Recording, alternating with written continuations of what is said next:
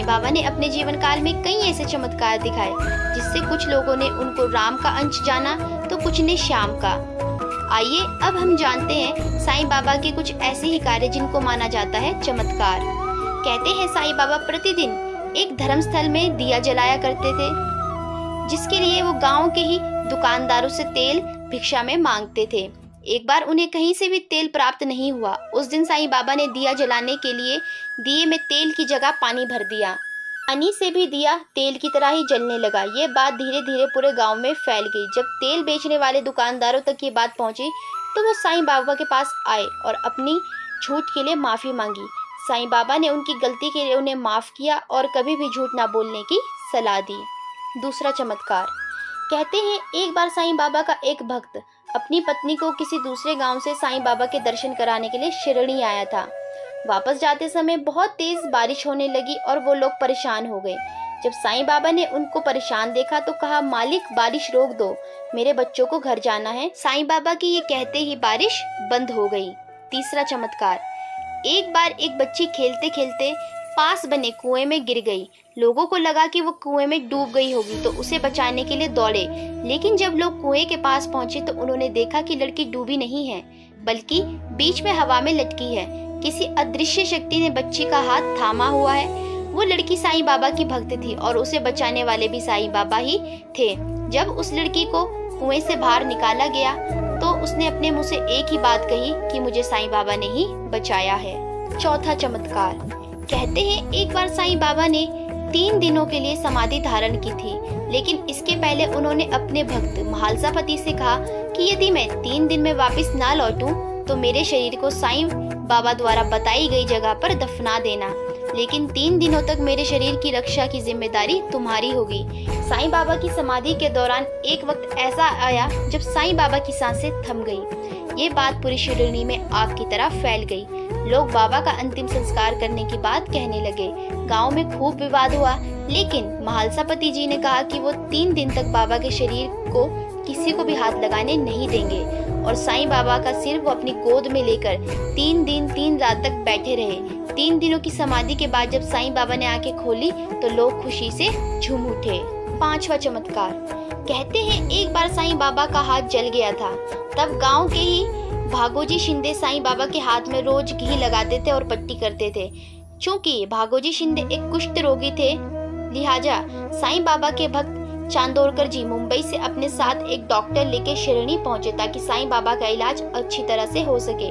लेकिन साईं बाबा ने डॉक्टर के इलाज कराने से मना कर दिया और भागोजी शिंदे के हाथों की घी और पट्टी करा उनका हाथ पूरी तरह ठीक हो गया। शिरडी में साईं बाबा ने कई चमत्कारिक घटनाएं दिखाई हैं जो एक साधारण इंसान के लिए करना नामुमकिन है। साईं बाबा ने कभी खुद को भगवान नहीं कहा, वो हमेशा अपने आप को मालिक का बंदा कहते थे। नाना साहेब चांदोरकर की पुत्री का सकुशल प्रसव। नाना साहेब चांदोरकर जब जामनेर में तहसीलदार का पद सुशोभित कर रहे थे तो एक बार श्री बाबा की उदी का उन्हें भी विलक्षण अनुभव हुआ था। खानदेश जिले के जामनेर जैसे साधारण तथा सर्वथा अपरिचित गांव में जब वे कार्यवश निवास कर रहे थे तो उन्हें एक बार अति विकट परिस्थिति का सामना करना पड़ा था। उनकी लाडली बेटी मैनाताई प्रसव के लिए जामनेर आई हुई थी। दिन पूरे होते ही एकाएक उसकी अवस्था गंभीर हुई। लगातार 3 दिन प्रसव वेदना जारी रही। स्थिति में सुधार होने की संभावना दिखाई न दी और सभी लोग चिंता में डूब गए। नाना साहेब तथा उनकी पत्नी ने श्री साईं बाबा का नाम स्मरण आरंभ किया। ठीक इसी समय शिरडी में बैठे बैठे श्री साईं बाबा ने अंतर ज्ञान से जान लिया कि उनका भक्त संकट में है। उन्होंने खानदेश में अपने गांव जाने के लिए उद्यत एक साधु रामगिर बुवा को बुलवाया और उसे आज्ञा दी कि गांव जाते समय मार्ग में जामनेर में थोड़ी देर ठहरकर नाना साहेब चांदोरकर के पास उदी और आरती की एक प्रति पहुंचा दे।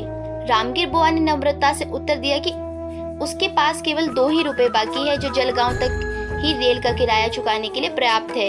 इस पर साईं बाबा ने ये कहा कि वह कोई चिंता न करे, उसकी सारी व्यवस्था हो जाएगी। रामगार निसंदेह मन से श्री साईं बाबा की आज्ञा अनुसार दोनों वस्तुएं लेकर चल दिए। जलगांव स्टेशन पर वे रात को लगभग 3 बजे उतरे। उस समय उनके पास केवल 2 आने ही बचे थे।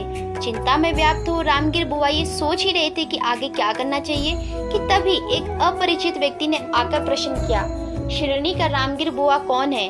रामगिर बुआ को जब ज्ञात हुआ कि नाना साहेब ने ही उस व्यक्ति को तांगा साथ लेकर भेजा है तो वे उसके साथ तांगे में बैठ जामनेर की ओर चल दिए और प्रातःकाल जामनेर पहुंचे। गांव की सीमा के निकट पहुंचने पर रामगिर बुआ लघु शंका से निवृत्त होने के लिए थोड़ी देर के लिए तांगे से उतरे। वापस आकर देखा तो वे मनुष्य और तांगा दोनों ही अदृश्य हो चुके थे। इस घटना से रामगिर बुआ के आश्चर्य का ठिकाना न रहा। अकेले ही समीप एक कचहरी में प्रवेश कर उन्होंने नाना साहेब के संबंध में पूछताछ की और पूछते पूछते उनके घर तक पहुंच गए। रामगिर बुआ ने नाना साहब को बतलाया कि श्री साईं बाबा की आज्ञा से वे शिरनी से जामनेर आए हैं। श्री बाबा की दी हुई उदी तथा आरती का कागज उन्होंने नाना साहेब को सौंप दिया। नाना साहेब ने पत्नी को बुलाकर श्री बाबा की भेजी हुई उदी उसके सुपुर्द कर दी।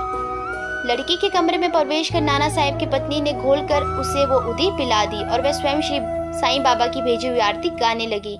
श्री बाबा की उदी ने अद्भुत चमत्कार कर दिखाया। कुछ ही देर बाद मैनाताई कुशलता पूर्वक प्रसव पीड़ा से मुक्त हो गई और एक संत बालक के रोने की आवाज वहां उपस्थित लोगों के कानों में गूंज उठी। सभी ने अत्यंत प्रेम और श्रद्धा से साईं के चरणों में अपने सर नतमस्तक कर दिए।